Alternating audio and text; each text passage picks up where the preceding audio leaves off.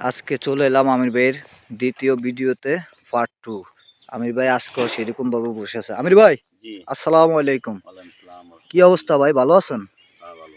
আজকেও আপনার সেই একই কোয়ালিটি, বসা, মন খারাপ, কুয়াশার মাঝে, সূর্য ওঠে না, অনেক ঠান্ডা না? জি, জি। আচ্ছা, আজকে আপনি আপনার কলিগের জন্য কিছু বলেন। বলবো ওদিন তো বললাম যে যদি আমাকে যদি গ্যাস যদি আপনার এই মোবাইলের মারফতে লাইভ করে বা হয়তোবা আমি ওই লাইভ অনুযায়ী আপনাদের মাঝে এসে উপস্থাপন করব। তো আপনি আমাকে বলছেন যে না আপনাকে গ্যাস অনেকটাই লাইভ করে।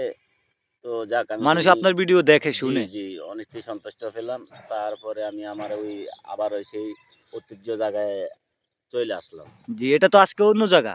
এটা অন্য প্রান্তে আরকি। এটা হচ্ছে খালের এই পাড়ার ওই পার। পশ্চিম পাড়ার পূর্ব পাড়। ও আচ্ছা, আজকে কোন পাড়ে আছেন? আছি আজকে পূর্ব পশ্চিম পাড়ে।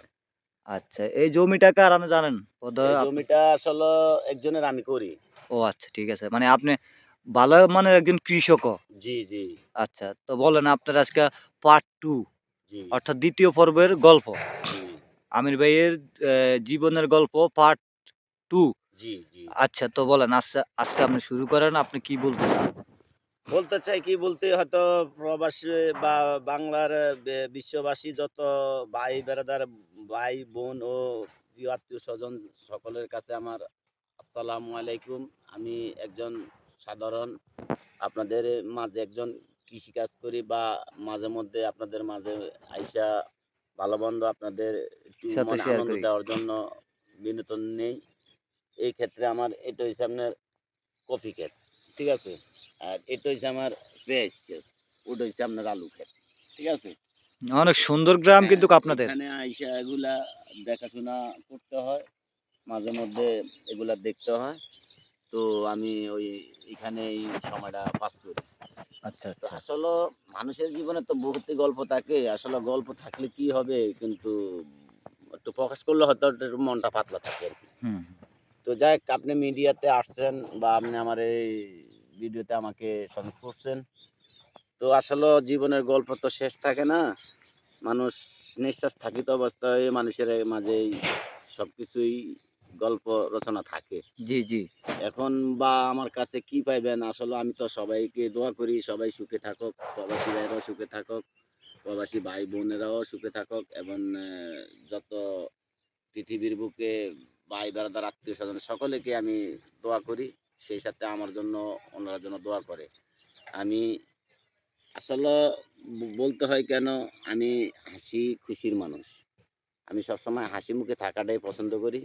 অর্থ সামর্থ্য টাকা পয়সা থাকবো কিন্তু টাকা দিয়ে তো আমার সুখ কিনা যাবে না। আমার যদি মনে না শান্তি থাকে। জি, জি। আসলে মনের শান্তিটা হচ্ছে বড় জিনিস। ঠিক আছে? তো আমি আসলে ওইটাই বলি সবাইকে যে টাকা তো টাকার জায়গাতেই থাকবে, ধন-দৌলত তো ধন-দৌলতের জায়গাতেই থাকবে।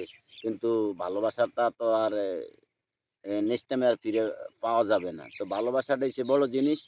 সবাই যদি আমাকে লাইক করে বা আমিও তাদের জন্য দোয়া করব। আমার জন্য ওনারা যেন দোয়া করে, আমিও ওনাদের জন্য দোয়া করব। আমি চাই সবাই সুখে জীবন গড়াক, এটাই আমি তাদের কাছে কামনা করি। ঠিক আছে? জি, জি। আর বিদেশে যারা আছেন সবাইকে আমি অনুরোধ করে বলছি, আসলেও একটা বিদেশী যখন প্রবাসে চলে যায়, তখন একটা ফ্যামিলিতে নিচে ম্যাক্সিমাম হলো ৫ জন সদস্য থাকে। জি, জি। এই ৫ জন সদস্যের মাঝে কিন্তু একজন প্রবাসীর সেফ নিতে হয়। জি, জি। ঠিক আছে? এখন উনি, উনি আসলেও ওই সবারই বিসর্জনটা উনি একলা নিজেই ত্যাগ দিতে হয়। ওই একজনকে সুযোগ সুবিধা দিলে আরেকজনের কাছে মন পায় না। এভাবেই কিন্তু বিদেশীর জীবনটা মানি গড়ে নিতে হয়। বাড়িতে এলেও তালা জ্বালা, আমির ভাই, বিদেশে থাকলেও তালা জ্বালা। আমির ভাই, আজকে যেহেতু আমাদের এই ওয়েদারটা বেশি একটা ভালো না, তো আজকে আমরা এই পর্যন্তই থাকি। হুম। আমরা আগামী পর্বে ইনশাআল্লাহ সব নিয়ে কথা বলবো।